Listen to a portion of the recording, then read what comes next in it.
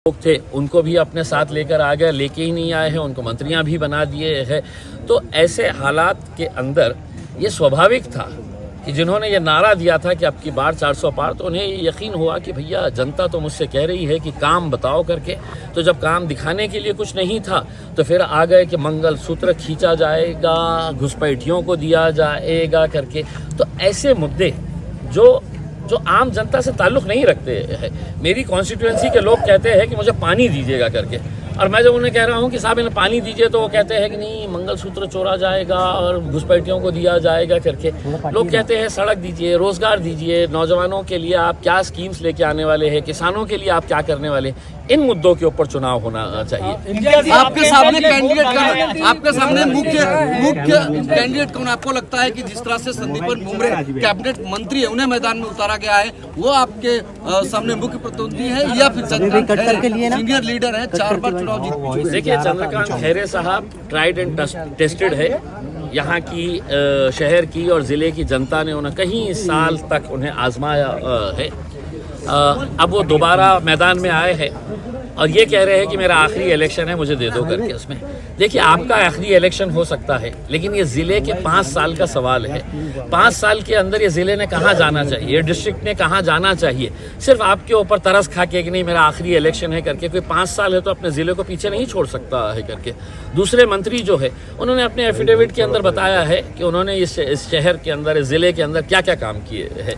तो शराब की दुकानें खोले हैं उन्होंने, यही काम किया है। अब जनता को तय करने का है कि साहब वो किसके साथ जाना चाहती है। प्रधानमंत्री ने कहा है कि जब तक मेरी सांसें, जब तक मैं जिंदा हूं, तब तक मैं धर्म के नाम पर देश को बांटने नहीं दूंगा। साहब, शुरुआत आपने ही की है। अगर देखा जाए तो धर्म के नाम के ऊपर मुझे बड़ा अफसोस हुआ उस दिन जब मैं पार्लियामेंट के अंदर बैठा था और वहाँ पर नरेंद्र मोदी साहब पार्लियामेंट के अंदर खड़े रहकर ये कहे थे कि मैं ओबीसी हूं करके। तो मैं उन्हें खड़े रहकर ये बोलना चाह रहा था कि नहीं साहब, इस सदन के अंदर किसी की कोई जात नहीं होती है, न मेरी जात है न आपकी कोई जात है। आप ओबीसी बाहर है, मैं मुसलमान बाहर हूँ, कोई दलित बाहर है। उसमें हम जब पार्लियामेंट के उस लोकशाही के मंदिर के अंदर बैठते हैं तो हमारी कोई जात नहीं होती है। पहला प्रधानमंत्री है 75 सालों के अंदर जिसने on the floor of the house ये कहा कि मैं ओबीसी हूं करके। उसमें लेकिन वो अपने आप को कामदार कहते हैं, कांग्रेस को नामदार। देखिए, दूसरों के ऊपर उंगली उठाना बहुत आसान है। अगर आपने काम किए तो मुझे ये बताइएगा कि महाराष्ट्र के अंदर शिवसेना फोड़ने की क्या जरूरत थी। मुझे ये बताइएगा कि राष्ट्रवादी कांग्रेस फोड़ने की क्या जरूरत थी आपको। मुझे ये बताइएगा कि आपने इतना अच्छा काम किए है तो जिस मंत्री के बारे में, जिस नेता के बारे में, राष्ट्रवादी कांग्रेस के बारे में आपने कहा था कि नेचुरली करप्ट पार्टी, और जिसके नेता के बारे में कहा था कि इसने 70,000 करोड़ का घोटाला किया है, उसके 8 दिन के बाद उसे अपने पक्ष में लेके आ जाते हैं, उसे उप मुख्यमंत्री बना देते हैं करके।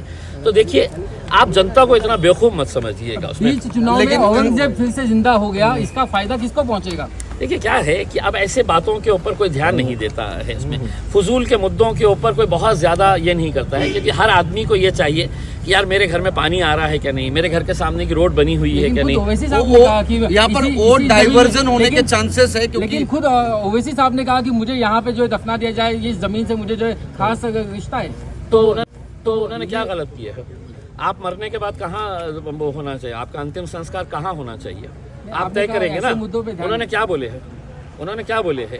यार इस जमीन से मुझे मोहब्बत है, इस जमीन से मुझे मोहब्बत है, तो अगर मैं मर जाऊं, मरना सबको है, आपको भी मरना है उसके अंदर, तो आप भी है तो अपना विल दे दीजिएगा कि मुझे अंतिम संस्कार इस शमशान भूमि में करवाना। उन्होंने कहा, उन्होंने ऐसा कुछ नहीं कहा। 15 मिनट वर्सेस 15 सेकेंड, ये जो एक नई राजनीति शुरू हुई है। बकवास सवालों का बकवास जवाब मैं देने के लिए तैयार नहीं हूं। ये मुद्दा विकास के मुद्दों के ऊपर है और जो लोगों के पास काम की बात नहीं है वो बकवास करते रहते हैं। यहाँ पे भी मोहतरमा आई थी और उन्होंने बकवास बातें करके चली गई। आपको लगता है कि देश में इस बार बदलाव होगा? देखिए, लोकशाही को अगर मजबूत रखना है तो सरकारें बदलती रहनी चाहिए। इसमें लोकशाही का सबसे बड़ी ताकत जो है कि आपके पास एक स्ट्रांग ऑपोजिशन होना चाहिए। अगर एक ही सरकार बार बार आती रही तो वो जनता को टेकन फॉर ग्रांटेड ले लेती है। उसमें तो सरकारें जब बदलती है तो बदली हुई सरकार, विपक्ष जो रहता है वो चुस्त रहता है कि अगले टाइम मुझे भी उठा के फेंक डालेंगे करके, तो वो जनता के हित में काम करती है। ठीक, थैंक यू सर।